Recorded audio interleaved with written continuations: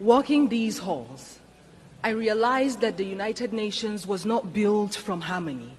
It grew out of the ashes of war and the grief watered by the collective memory of what happens when dialogue and cooperation fails.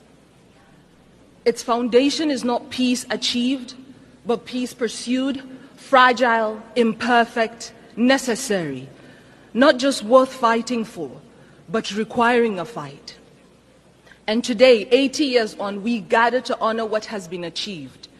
Nations rebuilt, walls of division lowered, millions lifted by the shared will. But these are victories worth remembering, but the story is unfinished. The cracks in the foundation calls us to repair, to act, not to retreat. Our world bleeds before our eyes. Children in conflict zones, nations silenced by hunger and war. And it begs the question, are we witnessing the collapse of conscience in real time? Because behind every pact, there are people. Behind every statistic, there is a story. And behind every commitment that we sign, there are lives depending on whether we honor our words or not. And so this is not the time to feel powerless, because yes, hope and despair can coexist in the same breath, because healing is not linear. The United Nations is not a monument, it is a mirror. And it reflects what we have dared to imagine 80 years ago. And today, here, it asks, will we dare again? Will we dare to work better together?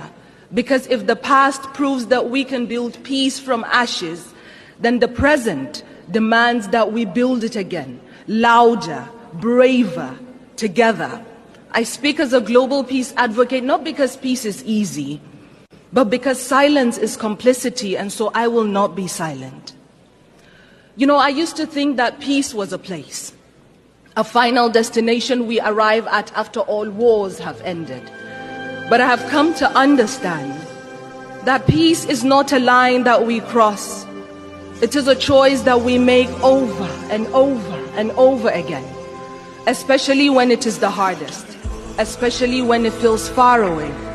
Peace is not a silence we force into people's mouths. It is not the absence of war, but the presence of understanding.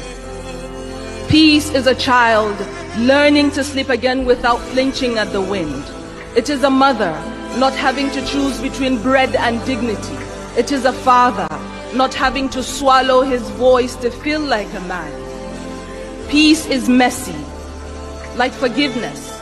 It does not arrive in parade floats. Sometimes it comes crawling through broken windows when we finally agree that being right is not better than being whole. Peace is not found, it is built, brick by brutal brick, by hands that once knew how to fight, now choose to hold instead.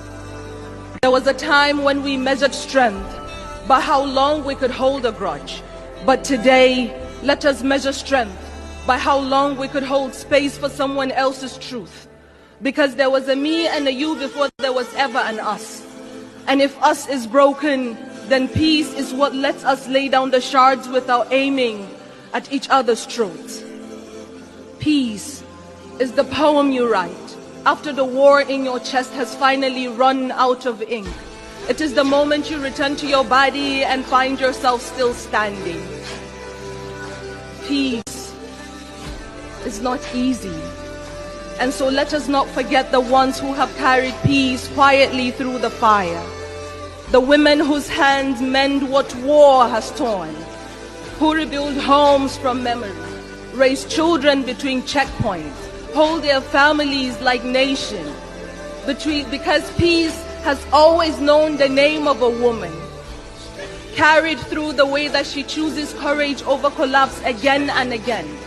And so today I speak peace into the bones of this world, into the rubble, into the rage, into the ruins. Because if war teaches us how to shatter, then peace must teach us how to stay soft, to stay human.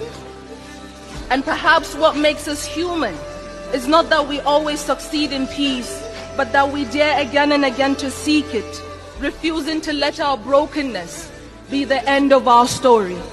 Thank you. you.